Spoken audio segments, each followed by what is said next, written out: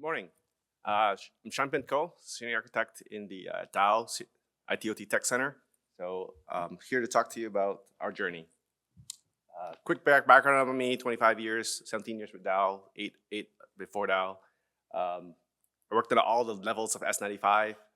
We spent some time in IS, and now I'm ITOT, so I'll bridge the gap. A little bit about Dow. We're a $45 billion company, 35,000 about almost 36,000 employees, 31 countries, 98 manufacturing sites. We're a global company, global material science company. We're in the four market verticals: packaging, infrastructure, consumer, and mobility. So we, part of this, buy some of our products. We are a global company. So this part of the things we have to, in the connected worker journey, part of what I want to talk about this slide here is we're everywhere. And in our journey, we have finding solutions that work globally. And that's a challenge. So everything that Preet talked about, knowledge gap and all that, one thing I learned from my first job was you got to say something 7 times in order for that to sink in. So you heard AI 7 times already, so that's going to sink in. We've talked about previous ARCs, infrastructure, connectivity, mobility. That's like foundational things you need to have in order to have a connected worker journey. It definitely will bring the employee experience. There is a shortage in knowledge. There is you don't have the people that are going to be 25 years in experience. They've gone through the scars. Nobody's got time to go learn that or experience it. Nor do you want them to. The point of this is harness the knowledge, harness the standards that you have. Standards are there to keep people safe. Standards are there to help people do better. So I always try to believe that everybody wants to do the right thing, and the tools we have are to help us get there. So our journey, we touched every other ones, all AR, VR. We've got solutions in connected digital procedures and such. But I'm going to talk about solutions we're using in multiple sites. Not all our manufacturing sites, but a large portion of our sites. We have solutions in maintenance, operator rounds, turnarounds, and more. The journey, I guess this is some of the lessons learned, is there's always a priority somewhere. And there's always like 15 things people need to go do. It's not just for the people trying to implement, it's also for people getting the new solution. They have a day job, just like we do. Our job is to introduce the capability to hopefully improve their job. Most of the times, they have to keep the plant running. So they have no time to go, they want to do the right thing, they want to help you, but they don't have the time to go do this. So we heard a lot about data quality, data governance. In our journey, I'll say data quality is like the thing that why people don't adopt a solution. I want to tie into the example of Google Maps. We like Google Maps because it's up to date. So then I find myself lately looking at restaurants, and I have to look at the hours. But then I don't trust the hours, so I go on the website and go check the hours just to make sure they're open at that time. So you find myself doing that often over and over again, and it's like, why is that? It's because people don't. Whose job is it to go update that hours? Is it Google's job or is it the restaurant's job? And so that's also a challenge we have in our plants. People are busy keeping the lights on, and so you ask them to go cleanse the data. Guess what? It's not going to get done. So that's an important part I want to remind us on. So data quality is the thing everybody can talk about. I have not seen a solution that cleans the data for you.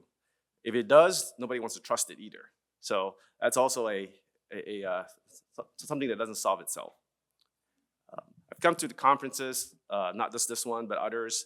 Everybody talks about capabilities, data lake, digital twin, AR, VR, lots of cool technologies. But there's also a knowledge gap in that sense of how do you apply the right solution for the problem you're trying to solve.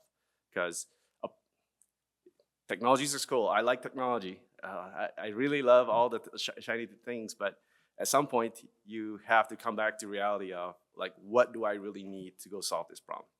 So it comes down to you got to understand your business's appetite for taking on some of these things. And then the things that nobody talk about is the barriers to scale. Like it's bringing in a platform is nice, but then there's the legal side of things, there's the security side of things, there's the supportability on it. So there's a lot of aspects to bring in a new solution. So you gotta pick the right thing. So we've seen a lot of things, but I wanted to talk about the data, which is the key enabler. But I'll talk about the other aspects and some of the things we're doing. Data are in silos. We have data everywhere. We have engineering. We have the most common one I would say is we have it in the as-built to the one that the plant uses and the one that the plant wants to move to. So you have 3 copies of the same thing, and whose job is this to keep that up to date? That's a challenge today. Process historian, we have a few of them, a few kinds. So you got to figure out how to tie into them. I'm sure the connectors will help. Usually it's not the technology that limits us, but it's the other side of things, the data security, the folks that want to make sure our data is protected the best way we know how to. So part of the reason we have data in silos also is we have more than one application that does the same thing.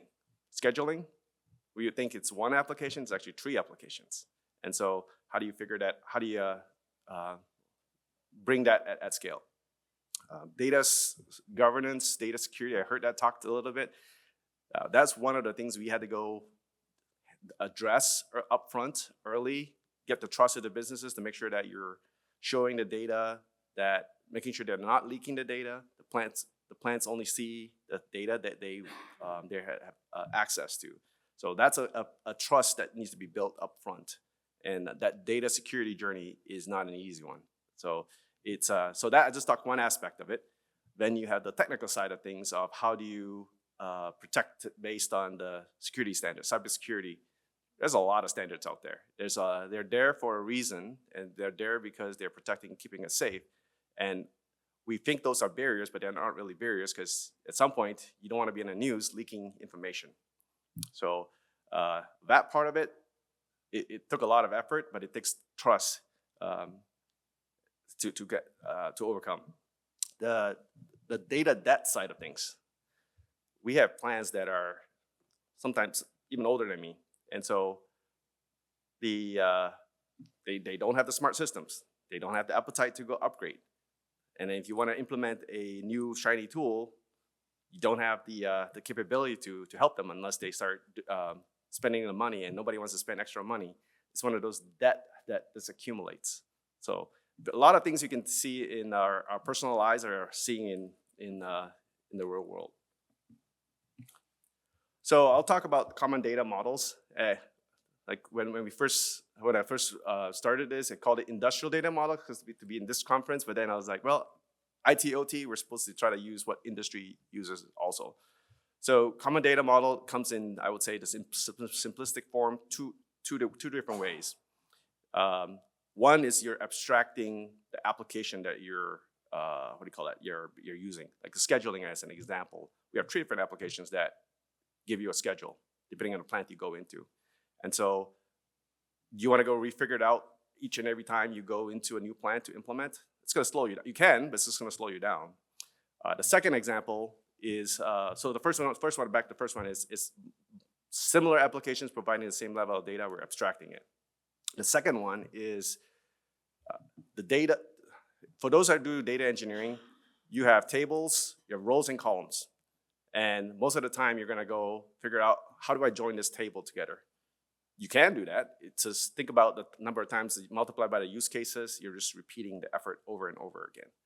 And so I found myself like we're recreating the same views over and over again. We just filter them differently. So that's where that common data model comes in, is to sort of provide that abstraction, enables the interoperability, and more importantly, is the reusability. So the example I'm going to go talk about is you heard one of the presentations earlier. We've been in a predictive maintenance journey, and I want to say I don't want to get in it. Geraldo talked about, I like his slide. He said 50% of the time is spent getting the data. And that's very true. In our predictive maintenance journey, we spend a lot of time just, where's the data? Because you need data to build a model, and then you get the results. But you spend a lot of time in that journey. So when we had a predictive maintenance journey, day one, we came with, here's the last 10 years of data up front. Not about, and for the unit we're going to work on, here's the data, here's the tags, here's the P&ID reference documents, here's the history, here's the work order. To change the whole dynamics of your journey, because instead of you saying, hey, where's my data? By the way, I'm not saying that was complete. It was one of those that we had just got you 80% of the way there, and then your conversation is more about where's the next 20%. So that sped up that journey a lot. So where that's also coming back in there, I found myself in a workshop last week, and the people were asking for, I need to bring this table back. I was like, well, if I bring that table for you, the next thing you're going to ask me is, how do you join this? And then the next thing you're telling me, how do you filter this? How do you put the business logic onto this? We're starting to reuse the same data over and over again in our AI journey. And so I said, use this common data model. It already abstracts all the business logic for you. It takes away all the variability of how you schedule, how you get the data. Let's start there. So this is coming back full circle in that journey. But I'll tell you, this is not quick.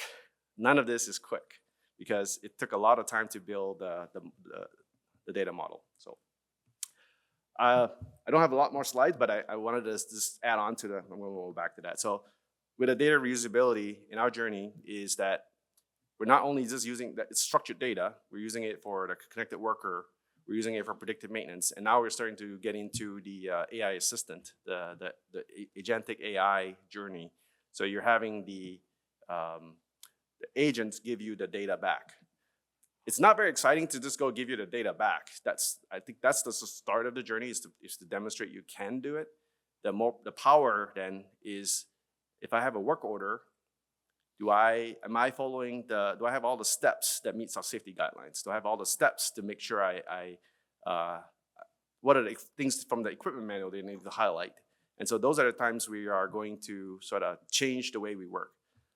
It may not be very exciting short term, but as we have people the next person that comes in, they don't have the experience of how you do things. So the journey is to sort of take away I learned a word last week, cognitive load. Reduce that cognitive load on the person of having to go here, there, everywhere to get the data or do their job, and just put it in one place so that the next person that comes along, you can just teach them, this is go into this system and do your job. So that journey is definitely not quick. Data quality is painful because you go to a plant, again, ask them to clean the data, nobody's gonna go do it. AI is not gonna be any different. The journey with AI is it's gonna give you what it knows, and it's gonna be a bad one if you same principles apply, right? Data governance, data quality, and so that's the journey. So we're on that front, the AI journey. I think I'm starting to hear some going to scale and production. We're in a journey as well. So it's going to be hopefully next year we'll hear more scale use cases. So we'll save it for the questions for the panel. So thank you very much.